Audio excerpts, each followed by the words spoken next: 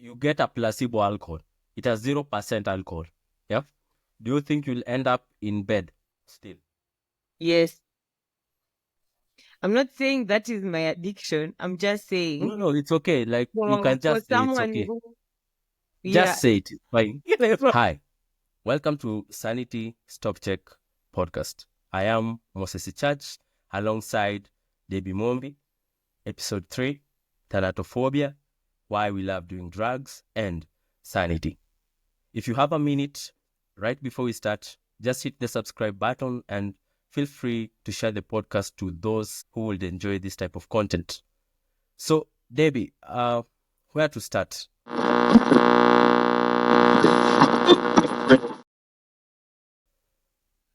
How would you define an addiction? I would describe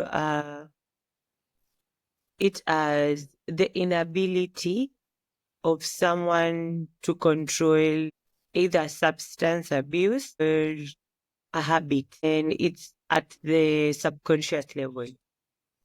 That's what I believe. I think that would be my definition. So basically, you're saying that if you are not able to control a habit or substance abuse, you're basically an addict, right? There's Yes. something that I saw, like it's called attention bias. It's an idea called attention bias, yeah? Where if you are addicted, you tend to immediately you have the stimulus for, let's say, the habit or the substance. Yeah? It doesn't matter what your goal actually is. So you have an attention bias towards that thing. Yeah? And I think the other thing is, for me, it's something that hijacks your, what is it called? Your pleasure system in your brain, right? Like it hijacks it. Yeah. Your So dopamine and your basically, I pleasure. think mainly the dopamine production. Yeah? So however you interpret the reward system, so you gain more reward from doing the addictive thing rather than the normal things that will actually trigger the reward system. Yeah? So if maybe you have to delay gratification, someone who is an addict is unable to delay gratification. So maybe you get your salary, you get your income, and you cannot quite wait, especially let's say you are a gambling addict. Yeah, so you have the habit of gambling. So instead of maybe you say like, oh, I want to put my money in the money market fund. Yeah, but immediately you Yeah. get your income, the immediate thing is I want to gamble because it's an immediate reward. So I don't know, the other thing is, do you know what thanatophobia is? No, you can explain it to us. So okay, I don't know if it's an explanation. It's more like a definition, but basically, thanatophobia is, in a short sentence, is the fear of death or dying. And okay, this is the episode. I have a theory that everyone, like, we are addicted because of the fear of death. On a long enough rabbit hole, thinking rabbit hole, you come to the conclusion like addiction is something because of the fear of death. I have a very specific question to you. Do you think addiction is a bug or is it a feature of a human being? Is addiction a bug or a feature? I don't think, I think it's a bug. I don't think it's a feature of the human race. I think what the substances or the habits may be features because there's nothing wrong with cocaine, for example. Hot take, hot take. No, I'm saying it's true. There's nothing wrong with cocaine. Okay, okay, okay. I It think has context is detrimental important here. issues. Yeah. It has effects on your body.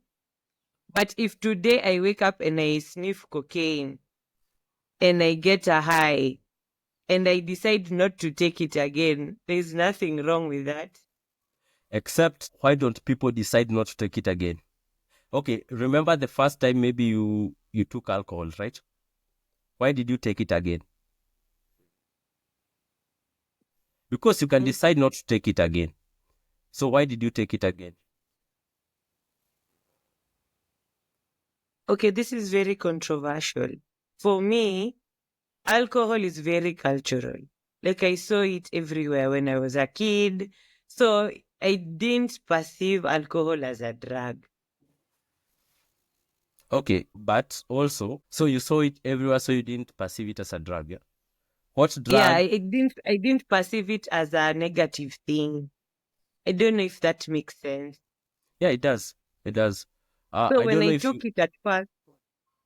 when I took it at first, it wasn't sweet. And I was like, why are they drinking it if it's not sweet? Because at the time I was a kid and it was like, whatever you should consume should be at least spicy or sweet or something that is okay with the mouth. It applies to the senses of the mouth. I'm not saying alcohol doesn't, but at the time as a kid, it didn't make sense. But when I tried it again, I think the appeal was the high that came after. It wasn't about the taste of the drink. Okay, so if I get it right, alcohol was not a problem culturally for you because you saw it everywhere. So we are going to talk on hypotheticals from now because again in Kenya weed is not legal. So hypothetically, let's say you smoke. Yeah. Why would you smoke again the second time?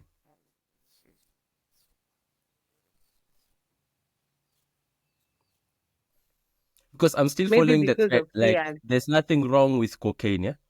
So like hypothetically, Yeah. why would you do it the second time? Because that's where the interesting stuff comes. I think it would be the environment. The environment in which I was introduced to the drug to. Elaborate just a little bit. So for example, I'll give an example look between me and weed, my relationship between me and weed. Weed was introduced to me by peers in campus. My perception of weed before that was you can go crazy when you consume a lot of weed. So when my peers really insisted that I tried it and I had the best sleep I've ever gotten from that. So the next time I used weed again was because the same type of peers were around me. But it wasn't I intentionally sought the drug. Okay, so my question is, have you ever intentionally sought the drug after that? Yes. So here, I think I have a point. My argument is like after a certain number of unintentional tries, yeah, it becomes intentional. And I think when we are talking about addiction, because people say like, oh yeah, you can just stop, it's a matter of will, etc. Right? Even though I have a funny story in the sense that I used to smoke a lot, but not tobacco, nicotine, right? Okay. Yeah. And I remember it was 2021, I think 2020. Yeah? I used to get nosebleeds from that time from putting the tobacco. So what happened? I just woke up one day and I stopped smoking, just like that. I'm not like anal about smoking or anything. Yeah? I'm not going to demonize anything. I'm not going to say anything about it. Yeah, I'm not going to get anal about it. But I just stopped. I just woke up and I stopped, and it was the same with weed for me. I just didn't like it, and then I just stopped. But there's this argument like you just don't stop.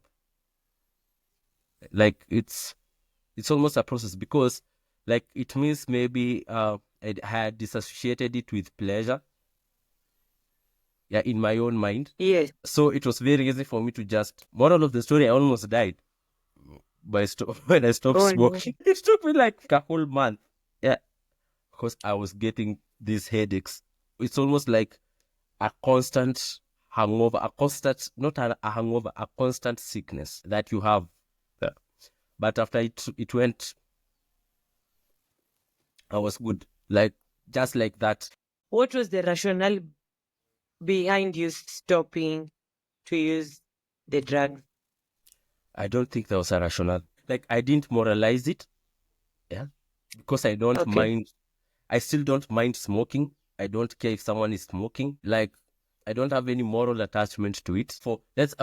Let me say this. In the case of weed, like, I didn't like, what is it called? I don't know the word in your country, but in Kenya tunaita kumedi. I didn't like the meding and ilikuwa inanifanyikia. It used to make me like feel really low. So I don't know. It stopped being a pleasure thing. It was almost masochistic in some way. Like, it's almost like I want to feel bad when I take it, yeah?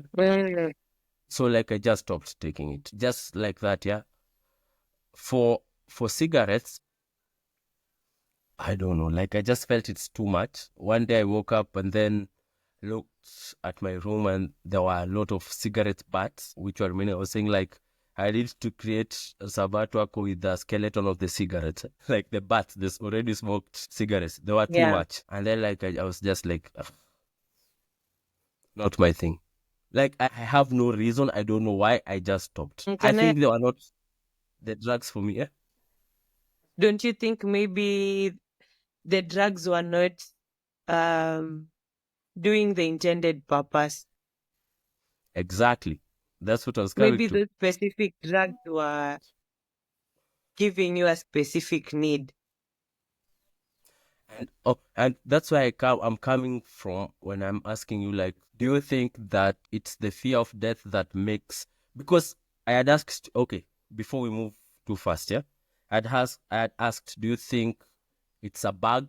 Are addictions a bug or a feature? And okay, the correct question would be, are addictions a bug or a feature of consciousness? Because again, it's not only humans who get addicted.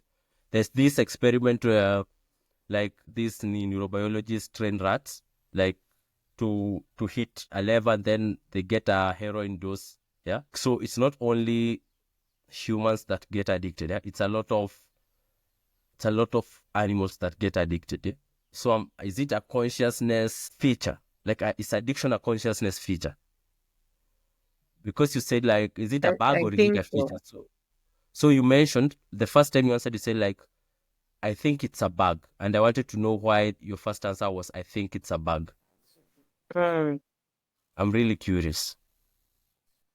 Oh, you didn't? Okay, so I think it's a bug because, as I said, I don't think cocaine is bad in my understanding. You see, when I decide to take cocaine today and sniff it, it will give me a level of high. But the highness of any drug is not why we go back. This is my rationale. The highness provides an escape. It provides a certain need at that particular moment. If it doesn't, you don't go back to the actual drug. So I think that is why I thought that addiction is a bug. It's very attracted to consciousness. So the highness is not what people go back to. It's what the highness provides. So Like it's it meets the a job. specific It's the goal. job that the highness does that makes someone come back again to the drug. Because for me, okay, I agree with you, and to some extent, I'm like, on a long enough timeline, it becomes a feature. So Okay. let's say you say, like, it does a job. So for me, I'm like, so let's say, what are the instances? So let's say you are stressed, yeah, or like maybe you are bored. You're just bored. What else? What else can me? Okay, so you talked about you're being in a peer group, so meaning there is more going on, fear of missing out, right? Yes. So like maybe someone has a lot of, also funny thing, you can have a personality disorder, yeah, Yes. that makes you either seek excitement, etc. So like that's something. But I think because of all this all these factors, yeah, I'm thinking like it is a feature of consciousness. I'm not thinking of it as a bug, because there's this statement like nature abhors a vacuum, right? So Mm. what is it called? Anechoic you know the story of, it's not a story, I don't know, like it's an experiment, I'm not sure what it is, the anechoic chamber, where like the room is soundproofed, blah blah blah, and then there was this rumor that like you can't stay there for 45 minutes. But I think, do you watch Veritasium? I think Veritasium did stay past 45 minutes, yeah. But again, like I think Mm. he had a goal, right, to prove a Mhm. point. But there's this rumor like most people can't stay for 45 minutes, they start getting hallucinations, because like in that Right. room you can feel your heartbeat, you can feel this, you can hear the sound of your blood circulating. It is this. So Yeah. I'm like, why can't we stay 45 minutes in silence, in total silence? Is it because our brains needs to be I don't think constantly we are wired stimulated? like that. Yeah, like, and I'm like, why are we wired like that? Why? Like, because I have a theory. Yeah? We are wired like that because it helps with survival. I'm always on. Eh, I'm like an area that's always on. My brain is an antenna. There's this argument. This guy is called what? Professor Hoffman. I know his second name clearly, Hoffman. And he has this theory that reality is okay. Like what we perceive as reality is a simulation. Yeah, it's not him alone. Even I'm forgetting the name of this Dr. Levin. Yeah, it has also the same. They kind of stem from the same basic argument, and then they spread out in different directions. Yeah. So, for example, Dr. Hoffman, Professor Hoffman was saying like, what you are an antenna to stimuli. Yeah? So, for example, you can't see the world for what it really is. Yeah. In short, if you process all the stimuli, in short, you process all the atoms, you process all the waves, you process all at once. Yeah, you'll be overwhelmed. Yeah. So, like, he was making this argument: we pick stimuli in our environment that benefits our survival. Basically, I think mm, that is his basic stimuli. Yeah? So, and also I think it's the same argument. Okay, it's not what Dawkins argues about. Dawkins has this argument of the selfish gene, yeah? Where like it's not about you, it's about the genes. So between me and you and a goat, etc. Yeah, you will find like we have some similar genes considering we are mammals. It's about the survival of that gene across time. It's not about the survival of Debbie, because you are a lot of things. You are a collection of genes and bacteria and like that's what forms a mm, human being, right? So there's yeah. the issue of survival of the genes. So like if we start at that level and then we go like we cannot perceive reality the way it is, because again it will be too overwhelming.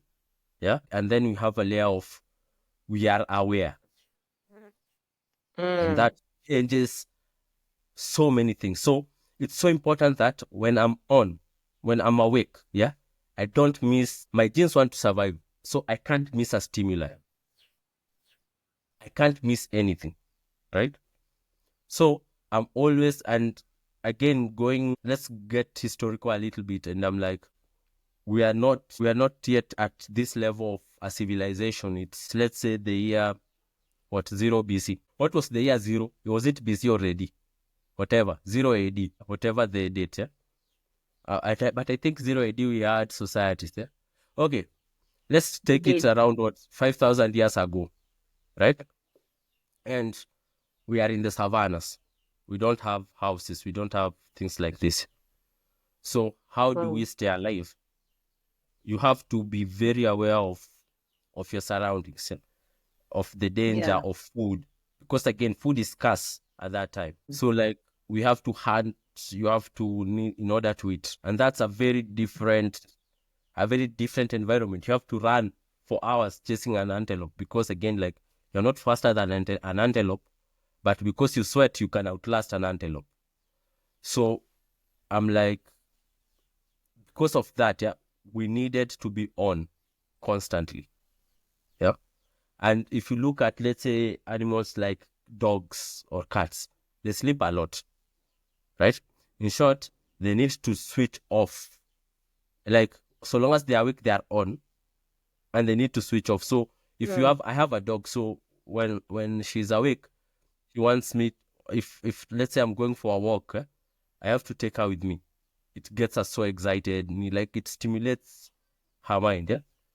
I Yeah. have a cat. The cat sleeps all the time unless there's noise outside or they want to Yeah. go and etc. Yeah? So I think there's a problem. Like the way we are designed, the way our genes want to survive is you have to be on. And because of that, and that's what I've said, because nature abhors a vacuum automatically, yeah, we can't we fear being bored. It's almost a fear of being bored, yeah, or a fear. And that's why I said, like, if you think about it deep enough, it's always something to do with the fear of death, right? Because Yeah. like you are you are in an environment where what happens when you are bored? I think, I don't know, maybe it's a subjective experience, but for me, boredom always like almost points at your mortality. You're very aware of how alive you are. And the problem of being aware of how alive you are, you're very aware of how dead you can be. Yeah. So I think it boils down to that. So like you always want to distract yourself. I want to talk. I want to watch a video. I want to gamble. Like I want to get that dopamine in my system. I want to work Mm. for other people. I want to work for 16 hours a day. Like I can't get my head out of work. I want to, like, it's just that. And that's why I'm thinking, like, it is a bug that becomes a feature. Like it started as a feature, but it turns to a bug where when the basic environment changes, it becomes a bug. Or well, what do you think? Like I think that's my point of view or point of argument in regards to like addictions. Or what are your thoughts? I think based on what you've said, I'm trying to relate addiction in various environments. For example, like in the US, I think addiction in the US is a necessity because of the environment they are in. And hear me out. Basic human interaction is crucial for human survival. So when you see human beings, for example, Americans, where they are working 2 to 3 jobs in a day, they are trying to have the little form of social interactions in their workplace. But it's not the same as maybe someone who is working in Kenya, who they have an 8 to 5 job. They're able to choose, they're able to pick, they have options on social interaction, which social interactions are everything.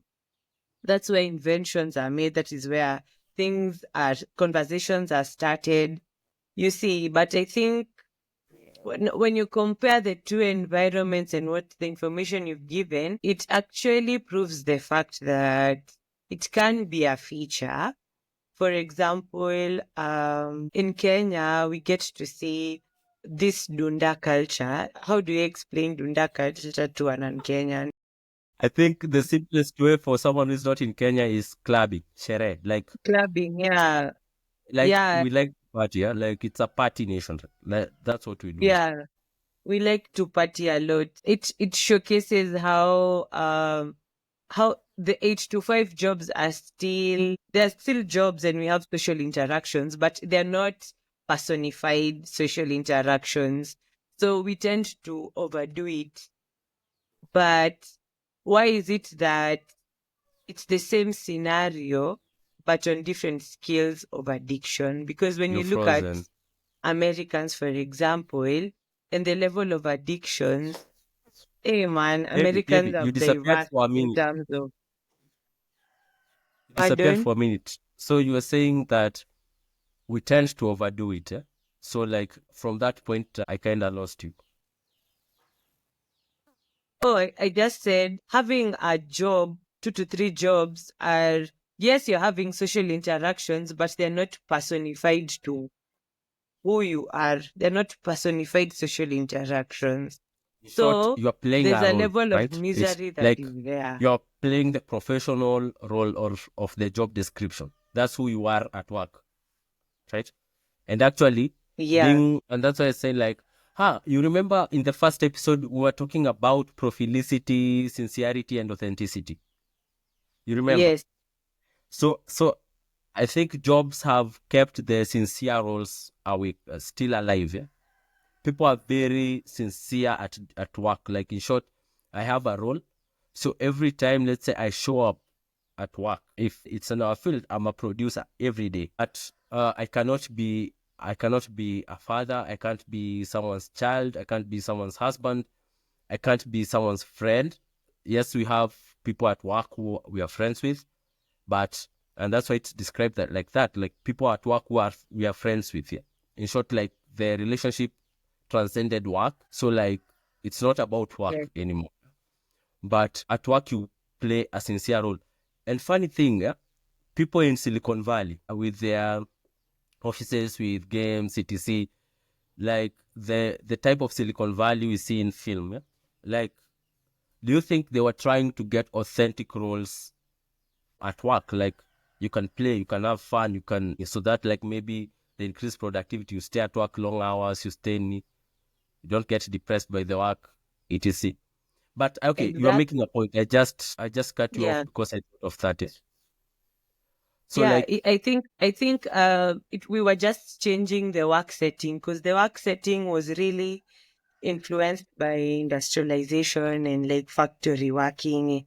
And then people realized that that is not going to work. If you want people to work 16, 18-hour shifts, we can't just be doing that. So we need to create spaces. That is why we started introducing coffee machines at work. That is why we started having kitchens at work. Like it's a different space from where people normally work and they can just come when they are making coffee and they are just having 2 3 minute conversations. I think i think social interaction is essential for human interaction. And I think one of the experiments you've said, I think I went through another one of a doctor who was trying to define time, if time was a reality or it is a construct. And he locked himself in a cave for like 2 months. But in his mind, his reality, his perception was he was like there for like 2 weeks. So like his normal sleeping patterns, because he was not aware of days and nights, he would maybe sleep for like 18 hours, be awake for a large amount of hours, because his study really influenced how people in space would be, because space doesn't have day and night. And yeah, so you would see in that same experiment, he was so alone, he was relieved to hear the echoes of his voice, because he was like, I'm alone here, and there's nothing as bad as a human being understanding they are alone.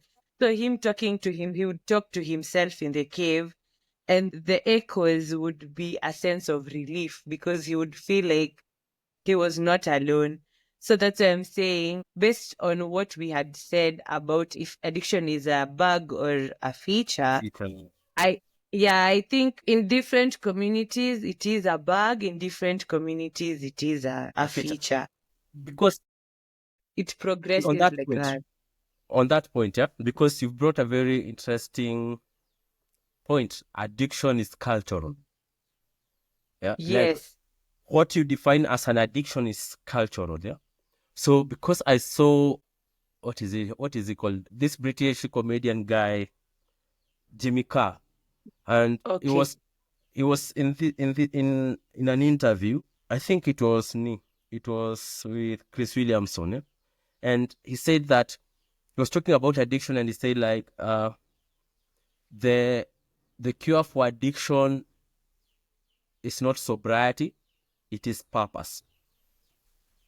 And like, so like if let's say people are speaking about drug addiction, yeah, so the cure for addiction is not sobriety, it is purpose. but you understand it from a Western culture where, like, because of how they had organized their society, work had a lot of value in that Yes. society. So what happens is having a purpose. The purpose was individual. By definition, when someone says I have a purpose, it's usually an individual goal that you're doing. Yeah. So like Yes. their purposes are individual. So you're like, okay, because of their culture, that's of course what you would have said. And I'm talking to you, you're saying, no, addiction is cultural because we are social beings. And a lot of things, because pre-colonization, yeah, a lot of things in Africa were done socially. There were Yes. no, it was not an individual effort. Yeah, we tilled the land socially, we lived socially, we ate together. Like very few times you'll ever be in a house alone.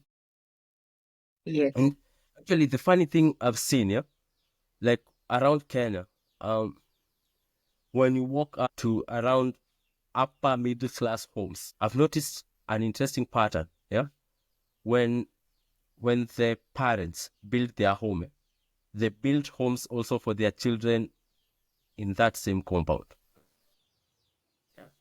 But Yes. the people who are lower middle class or in the poor class, yeah, that's a luxury. So what happens? You get to an adult age, or what your parent perceives as adult. Yeah. So according to economics condition, you will be 16, and they're like, no, you need to find a way to get some money. We can't Yes. be able to support you. Yeah? So you get to that age, yeah, you start living alone. You start living alone, eh? And if I'm going to take your argument, I'll be like, oh, okay, that's why people are getting. So that's why when you look at, it's one of the reasons. It's not the only reason. And I have this argument that the truth is never binary, right? It's never a specific one thing specifically. Yeah? It's Yes. usually a spectrum of a lot of things. So one of the reasons, according to your argument, will be because we are social beings culturally for us. Yeah, when you live alone, it contributes to the level of drug abuse and misuse in the, what can I say? How do you say the, how can you say poor communities in a good way? Okay, let me just call it that. Like, I'll be politically correct another day. Yeah. If you're poor in Kenya, like the level of drug abuse and misuse is higher. And funny thing also, Yes. when you are very rich, there's a lot of drug abuse and misuse. And I think it supports your point. There's no social environment for you. You can't fit in on either ends. For if you are underprivileged, that's the politically correct term. If you are living in an underprivileged community, like the only time, like that's why you've said, like you can only create a space, and what happens in that space is drug abuse and misuse, right? That's what happens in that space. For the middle class, upper middle class people in Kenya, and I also say, like, I'm not sure how rich people live. I don't know a lot of rich people. I know a few, and I don't think they are my friends. So I'm not sure. Yeah? So I haven't been in a lot of homes. But what I know, like people build homes and they like build other homes for their kids, for their children, right? For their adult children in this within the same Yeah. compound. Yeah, Debbie, you're frozen. Oh, okay. I'm Sorry. present. Okay, within the same compound. Yeah, that's an observation I made, and I'm like, it's a very African thing. It's something that if you can afford it, yeah, you are very African. So like, it was normal for people living communally in that sense.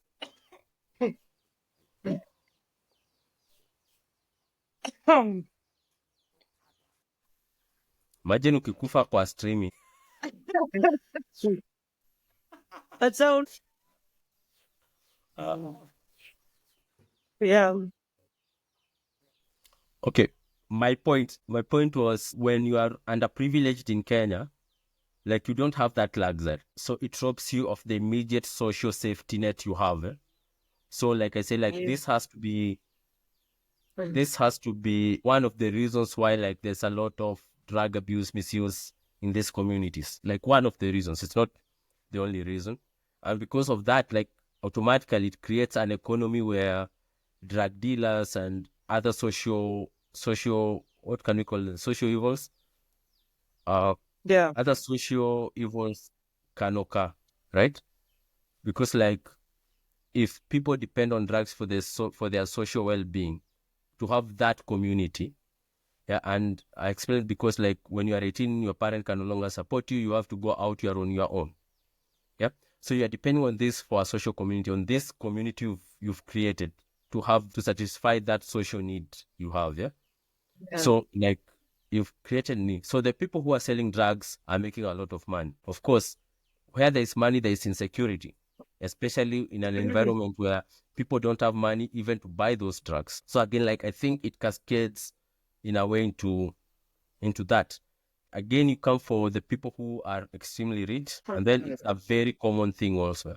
But here, I think the reason is different. It's isolation. It's Yes. isolation. Like you are isolated from, you don't have enough peers to form this relationship. Yeah. So Yes. like you go clubbing, it's always a security risk for you. You do what like that, yeah. So I think it has an effect in that sense on the opposite spectrum of the economy or finances or wealth. Let's just call it wealth. So I think I agree with you. Like I think it's true. Like I think addiction is cultural. Addiction is cultural because you also raised a very important point. You said like for you, alcohol was not an ill, so you don't think of it as a drug, right? But for me, who was raised as South Catholic, alcohol was a drug. So Yes. like I was always curious, why is it a drug? It's not that I hadn't seen it being used Yeah. even in our home, Mm. but it had this stigma surrounding it. And for me, I interact with it as a drug because culturally it was not something that was okay. Yeah. It just like it was Yeah. something that was there socially, but it was not necessarily okay. So you could drink, but you couldn't become a drunkard. Yeah. Like you couldn't drink too much. Yeah. And the So for problem me, is the line of where I'm drinking and I'm a drunkard is very blurry, especially like pun intended. Yeah. Like at what limit are you a drunkard now? I So anyway, get. I think for me, most of my uncles, because most of my uncles used to drink. The only disparity between my rich uncles who are drinking and my poor uncles who are drinking, I'd never find my rich uncle sleeping on the road, drunk, passed out. but You you'll see your get? poor uncle. But I'll see my poor uncle drunk, So passed out on the road. so according to Debbie's words, the line between being a drunkard and drinking is the amount of money you have in your bank.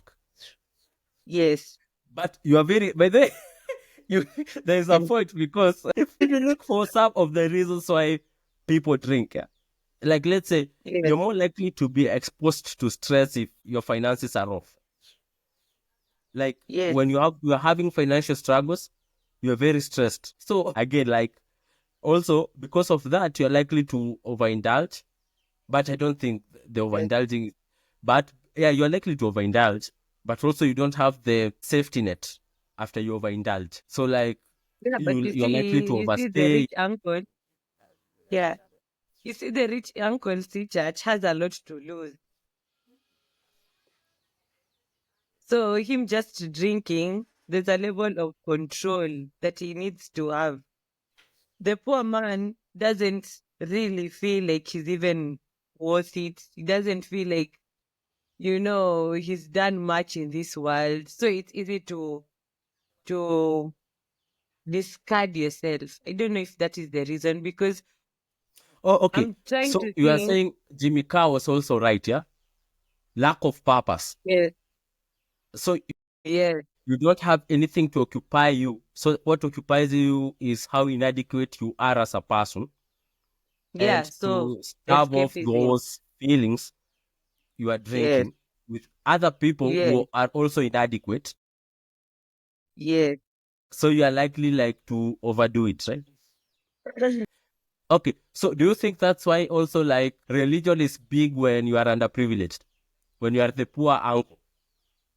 Because you either have drugs or God, like, right? Oh God. Or why it's the same reason why there's so many women in church, because women were not economically at par with men. I genuinely feel like religion gives poor people a high. It gives poor people a high in the sense that they will once be rich. And it might not be here, and that's why religion is constantly talking about heaven and hell. I So think in the heaven is a future, high. happy are the poor. Happy are the poor, yes. The It religion gives of happy poor are the people poor. a high. Because you're saying that, I'm like, is it a high or okay? So basically, what we are saying, all addictions are a cope, right? You are coping with something, Yes, So yes. you are very religious because, but okay, my question is, what of the rich people who are religious Uh, at a Haha. fanatic level? The difference at a fanatic level. Yeah, like our president, Uh, alleged thief, alleged thief, billionaire, says that if we fail to re-elect him, he becomes a preacher. So I what is genuinely think the perception of rich fanatic Christians is very different from um poor fanatic poor. Christian? Yes, because the poor fanatic Christian has only religion to think about. Mhm. Think about it. But the rich man is willing to go against the word to get his money. And I think, and So it's so is it community for them? Because you made the argument for community, right? Because if yes, you go, let's say, to what is this church on Mombasa Road called? This on Mombasa Catholic, Road, this Catholic yes, church. this is, People there are a lot of rich people there, and there are a lot of yes, poor people there. Yeah. yes, So I'm like, is it because church gives you community? Because that's what it is. when you are rich, that's what you are missing. You are missing What, what, community. what happens when you're rich and you don't understand the love or consumption of any drug? Where would you go? It would be the But church. It would be, mm, no, no. So you don't want to use drugs, yeah, because maybe you think like they are fucking up with your business, right? yeah. But you are still suffering. You're still okay. It's existentialism, right? And that's I why I was think, saying, like, this whole thing is just fear of death. Like, it's just like it's existential in that sense. Like, you don't the problems that you have because when you are rich, you I'm assuming you also yes, get stressed, yes. or you You also also have get problems. you also get Yeah. bored. Actually, you are very likely to get bored because even you are at a level where you don't have to go to work to earn a living, and Yeah. you have attached so much value on a salary or an income at work that when you go to do it without the salary or an income, you almost have to make your work a religion. You have to get religious about the job. Yeah, like it's almost like it's an evangelical mission. Let's say you are rich and you are a teacher. Yeah, like you are the people who Mm, are like, yeah, it is a calling. I have to do, like, you're doing it for other purposes, but it is like, yeah, you get yeah. evangelical about it. While whereas someone else who is a teacher will be like, oh no, lazima ni show up. I have to show up because, again, if I don't show up, my salary is in jeopardy, my livelihood. Yeah, I may get fired. I'd like to ask you a question. Let's take two major churches. Let's take Pastor Nganga's church. Uh, for those who are non-Kenyans, Pastor Nganga's church has a lot of low-income to middle-class attendees. And then we take a church like CITAM or GCC, Oh Pastor yeah. Kathy Kuna's church. Do you think the congregants have the same need that is being met in both churches? I think Pastor Nganga preaches of you'll be blessed, right? God will make you Mm-hmm. rich. Mm-hmm. And then what is it? God will protect you in Kathikuna and Sitam. Like I think the evangelical message is different. It's both because they are I both do both are agree. evangelical churches, yeah. But well, and there are the other form of church that you've not mentioned. Yeah? We have the churches that preach like heaven is where it's at. Yeah, like here we are alive for a short time, and then we will die, and then we will go to heaven, and no one is rich there. Like death as a great equalizer. And those are very Mm-hmm. different audiences, very different preachers, very different purposes, very different needs. Yeah? Mm. And that's why I say, like, I think preachers and politicians work on the same principles. Yeah, you know your audience. So Mm. when let's say I'm a politician and I know my constituency are underprivileged, I always talk of hope. We will do this for you. We'll provide this opportunity. We'll try and get a factory so that you can get employment this year. When my Yeah. constituents are wealthy, I'm talking about security. Like, Mm. like I have to understand the needs of my constituents. And I also think churches that have wealthy people, they not only talk about security but influence. And here I think it's a power thing. Churches with people who have a lot of money tend to have small social groups, like how do I say this? Like Sitam has a thing for men where men go and eat nyama choma and talk about how Christianity and God and how they can how they can invest and how they can put their finances together. But you'll never see that in what No. churches Okay. or people. Can I talk about it in a Catholic context? Yes. So, Catholic is a unique case. Yeah? In the sense that we have things that are called mtas, yeah, in Catholic. Yeah. So what Mm-hmm. happens? Mtas are divided geographically. Do you know what Mm-hmm. else is divided geographically? What? Economics. The economics, socioeconomic status of people is geographical, right? I'm sure there is a Yes. very huge correlation. So, Yes. like for example, in our church, we want to expand the church. So, like every mtaa is given a certain target, and then like To you have to raise. hit that target as a mtaa. Yep. Funny thing, Yeah. the targets are not equal. Like not Yes. every mtaa contributes equally. Yeah? Yes. So there is a mtaa that's contributing 70K, 18 people. There's a mtaa that's contributing 5K, 18 people. And I think it's the Yeah. same thing you're saying. Like we are meeting, we are talking about nyama choma, we are talking about investment. Now, I think for Catholic, it happens in the mtas. I don't know what's the English name of mtas. I think if you are a Catholic and you are listening from another country, you can share it on the comments. Eh? Yeah. Like, is it like under the diocese of? No, like okay. So what happens?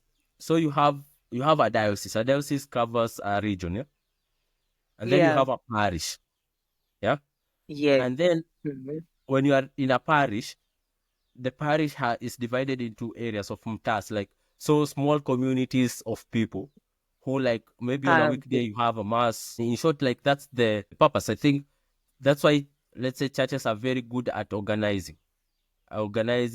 and Mobilizing. activating things. Yeah, like so it's very modular. Yeah, in that sense, but it's very also socioeconomically divided. Yeah? So that I think that allows the Catholic Church to not to have a homogeneous audience. Mm. I think that's neat. Like so, the Catholic Church has a very wide audience. Yeah, where for example, so there's those mtas which I'm sure they are very economic in their purpose, and then we have chamas. So chama cha wanaume, chama cha wamama, CHCWA, Catholic Women Association, Mm. Catholic Men Association. You'll find other groups like Family Life, where married people are in a group, and then like they are divided into cohorts. So like it's very age specific. There are a lot of it works differently. So it looks to satisfy all the needs you have in that. So you have CMA. So CMA is very wide. I think it's the same with the Presbyterian PCA church, because both of my grandmothers are from the same church. And you'd find, like, I'm not even kidding, like a PCA church in Gedongori has been one of the oldest PCA churches, but they don't have a lot of technology and infrastructure. And then you find a new PCA church that was built like 20, 30 years ago, has a lot of TV screens, has a lot of mics, has a lot of this. And it's very economic. But it's also with economic, how do I say this? The level of education of an area of people also propels how the money comes in. But my And question is, yeah, what is the I don't know. In other countries, I think there's a good correlation between level of education and level of income. Because in Kenya now, we also have people who are academic elites who are poor by yes, many standards, right? Like yes, you are an academic elite, but in terms of academics, you'd be considered an elite. yes, But in terms of income, you are considered an privileged. yes, I think in Kenya, we have that group of people, and I think that yeah. contributes a lot to our social media space. Overeducated and employed people. There are a lot of overeducated and unemployed. And I think just because of that disparity, that is why we consume a lot of drugs.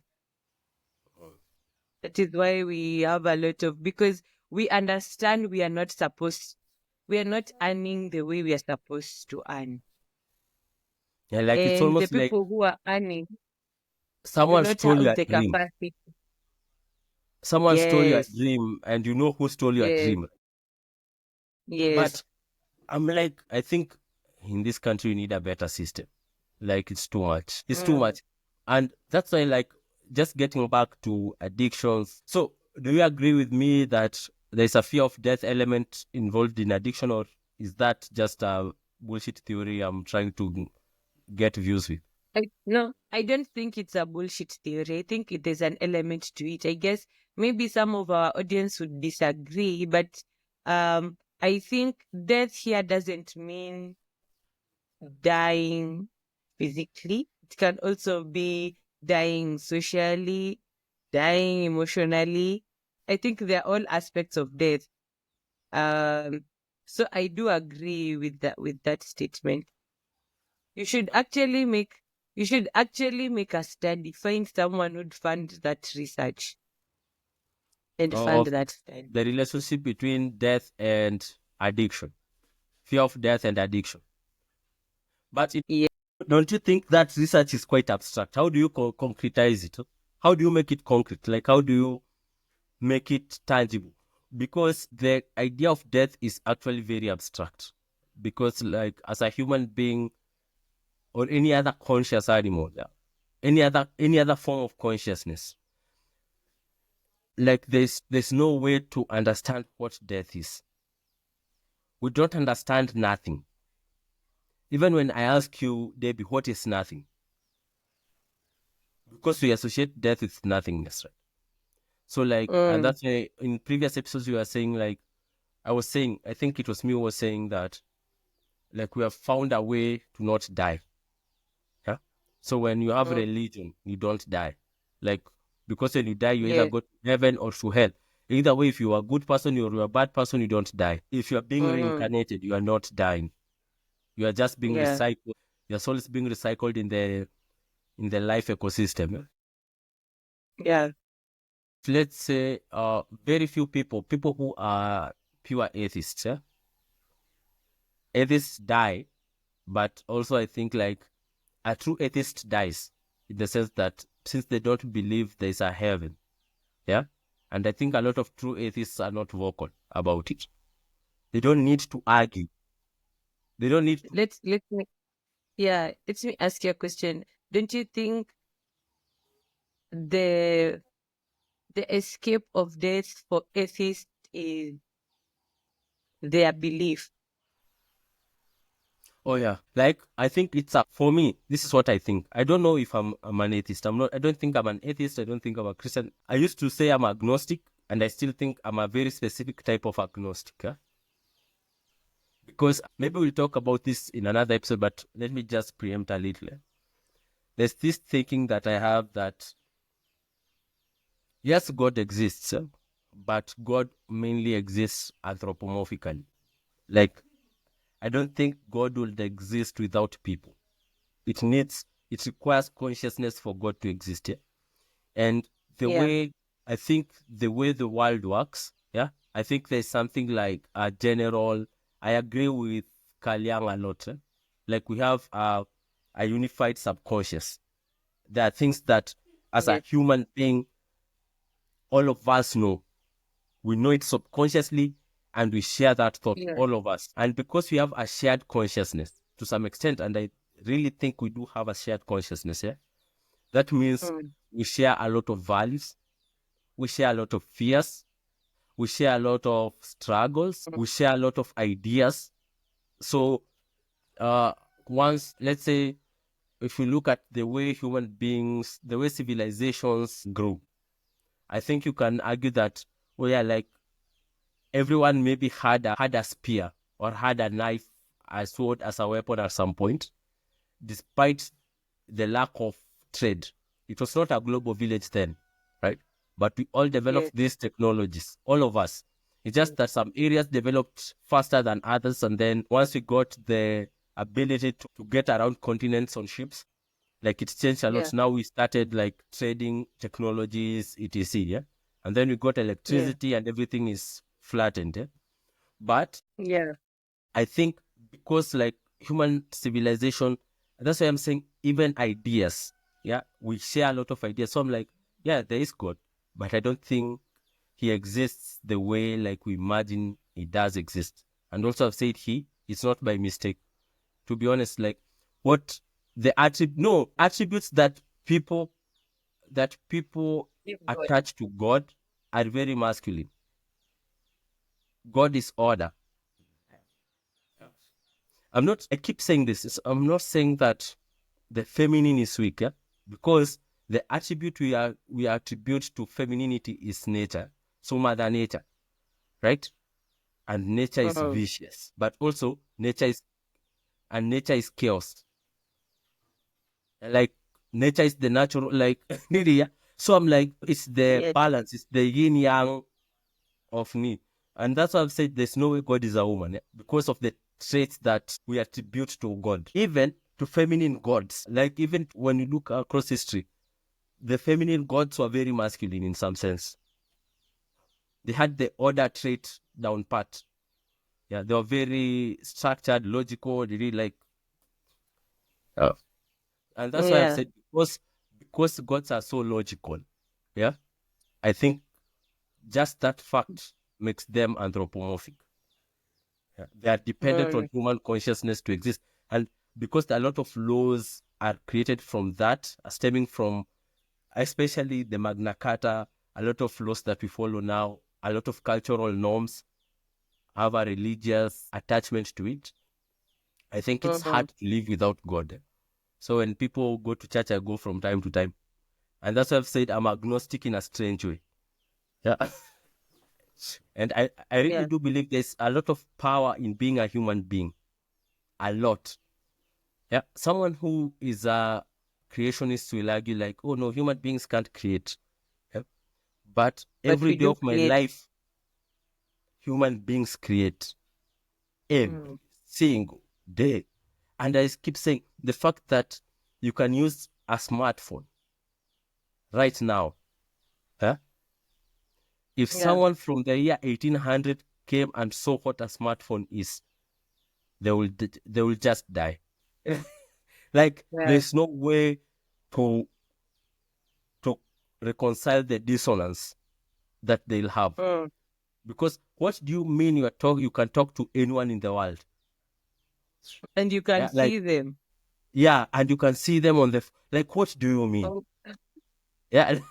You see, like the Yeah. amount of dissonance will be too much. And I'm like, we create all the time. We Yeah. create, yeah, we create, we evolve, we build. And my last argument, because by the way, if you're watching this, I have a paper somewhere online. It's called Finding the Face of God. It has this argument, but it's not complete. My completion of that argument was, it was coming to this argument that we have to be an expression of the universe itself. The universe itself has this fear of death. It's not just us. Because again, Mm. we have been, like, we are made with the exact elements that exist everywhere. Yeah. We are not new material. There's nothing new about us, right?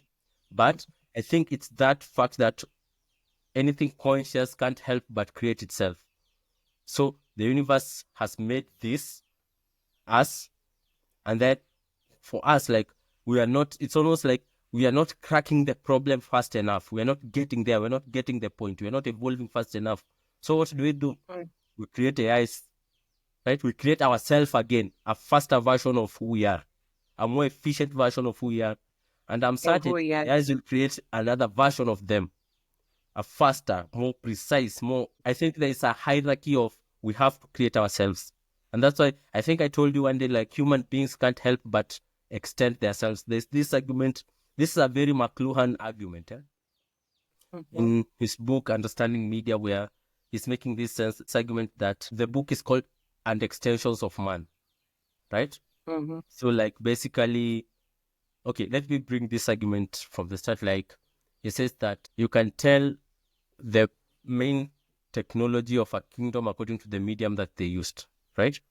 Or this, so like you can correlate the size, okay, not the main technology, the size of a kingdom according to the technology they used. So ancient Egypt used to write on papyrus, right? And as a result, the kingdom was large in size because it's easy to carry papyrus. So the laws would spread far, yeah.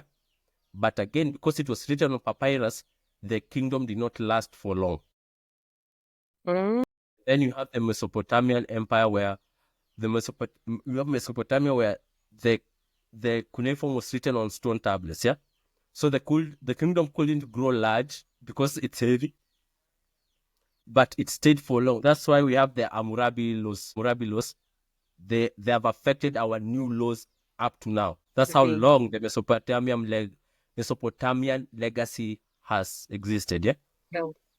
But that's not the point. The point is, and extensions of man is, you are tired of working, you make a car, right? Our technologies extend our abilities.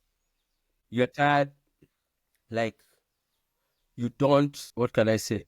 You can't hit a nail, you can't join things together properly with your hands. You don't have enough power. You invent a hammer. It extends your arm. And Mm. also, it's this argument, like, I make, like, there's a new version of a human being. I think Homo sapiens is done, but we are not just there yet.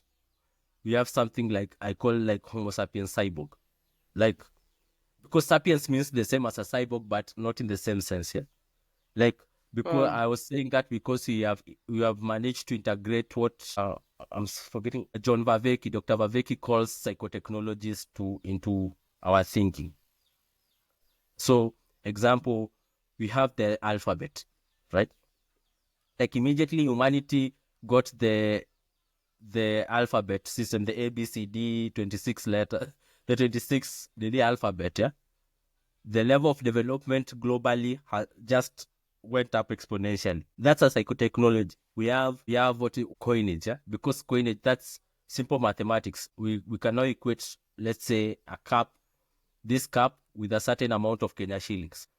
I Mm. don't need you to give me a different form of cup. I can abstract, and that changed the Mm. way we think. So now we have stock markets, we have fiat currency, we have a lot of things that are abstract within us. And I think that's a very different person than someone who lived in the Bronze Age. And I think that's when we started. But anyway, these are a lot of ideas that maybe we can cover on other episodes under different titles. But basically today, it was Thanatophobia, why we love drugs so much, and Sanity. I think we should end the I podcast at think this point. Yeah, and I think there's an aspect which I think we have not talked about. There that you might be addicted to a habit that is influenced by a drug. Going by what you had Yeah, the said before, stimulus. how drugs But I think affect that's what you our made the argument. I think that was the argument you started with. Like you are not actually addicted to the drug. You are addicted to the stimuli of the drug, right? Mhm. Or are you Yes. making a different point? But an example would be I'm a sex addict. Maybe whenever I take a sip of alcohol, it raises my You get dopamine horny. and I just want to. Yes, You get yes, horny. Yeah? Like yes, in short now, you take alcohol, yeah. What you are actually addicted to is not the alcohol, it's the horniness that you no, feel after taking alcohol. Yeah. yes, And then now you are addicted to the pleasure that you feel during sex. So it's a chain yes, addiction. yes. So Yeah, okay. the best solution would be for you to stop the drug, but you can't because the Because that's drug not is the a means problem. to an end. Yes. But my question, you're raising something interesting. Now my question is, Debbie, Mm, what like so you are misappropriating your addiction, basically, yeah? So it's not about the yes, alcohol. So let's say you get a placebo alcohol. It has 0% alcohol. Yeah. Do you think you'll end up in bed still? yes. I'm not saying that is my addiction. I'm just saying No, no, it's okay. Like you can for just say it's someone okay. who, Just yeah, say it. It's fine. And uh-huh. you'll find But you'll find a lot of our followers are buying you alcohol all of a sudden. no, it's the same thing with I've met people who are like, I like to go clubbing, but I don't want to drink the alcohol. But they really enjoy the setting and they will drink and they will dance as if someone is drunk. But it means they're getting high not from alcohol, but the environment. The environment gives them a high. Do you think human beings like okay, there's this in that specific example, like why people greet each other? Do you know why people greet each other? Well, like let's say when we meet, I shake your hand. Okay, in a lot of cultures, maybe it was not greeting, but there was some form of body contact. Oh, I Do you don't know know. why? Okay, No? so the idea is, because a lot of our hormones are also stuck to, they leak through sweat also. We are always like sweaty in some sense. So what happens Mm. if, let's say, we are going to make a business deal with you, and I meet you and I shake your hand. If you are nervous, you have cortisol in your system. And immediately I shake your hand, I know something is wrong. Immediately I touch you, Oh, I know something is wrong. The other thing, because you have said people who get high through clubbing, there's this thing that happens with alcohol. So, because I think alcohol has a lot of socio utility on its own. So I'm like, when people are drinking, when you're drinking, let's say you are inside the house, you are laughing, you're neat, yeah? Everyone everyone carries the same energy. Yeah. And I think it's something with our pheromones and the way human beings function. That's how we trust each other. Yeah. But mhm. immediately someone has a vibe shift, the whole room has a vibe shift immediately. So you go to a club, you don't so Mm. people have this euphoric vibe in a club. Babe. Yeah, And yeah. even if you are not drunk, because you are a human being, you are interacting with this phenomenon. So I think it gives that's okay. That's what I was saying. Like it gives you the same high without actually indulging in the alcohol. Yes. Oh, So but then going to the point of saying the placebo alcohol would get the person drunk just for them to go and fuck. So I'm like, so how do you cure the addiction of a sex addict who thinks they are an alcoholic?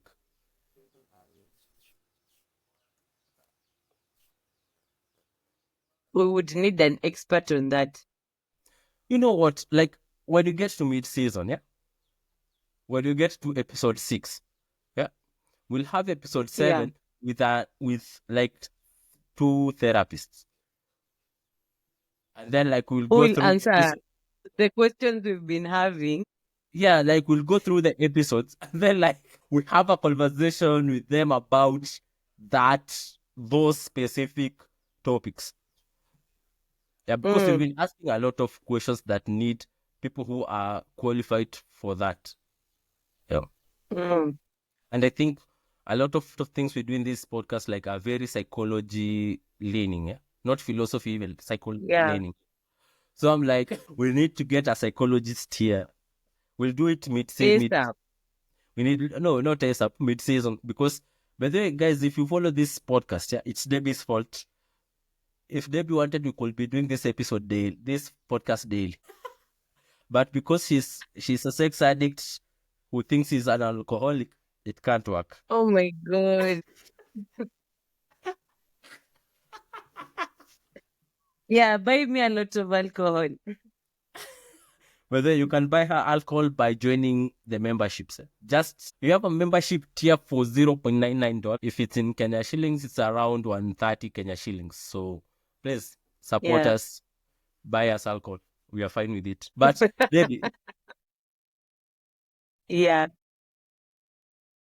like you're raising so many good points. I'm like, Yeah. because that because I've always thought people are directly addicted to something. And that brings a lot of things. So what are we actually addicted to? You are addicted to, you think you're an alcoholic, but really you're a sex addict. Or you think you're an alcoholic, but you have an addict to danger or violence. What happens? Like, we all know when you drink, you go fighting people and you're aggressive and you get out of there with punches and all of these things. And you've known since you began drinking alcohol, you always get violent. What Are do you you think of people addicted to alcohol or you're addicted to getting to the punches? You violence? know, Yeah. some of these And things. what are Yeah. the people who remove clothes after they're drunk? What are they addicted? People like not for I sexual purpose. say, Like someone gets drunk and then they remove their clothes constantly because their problem is. I think do they just want to remove clothes? What does that symbolize culturally? Is it see, there are people who rebellion? Is it rebellion? Like, are those do those people feel like they are being controlled with the societal expectations? Is it like a dream where you are being chased?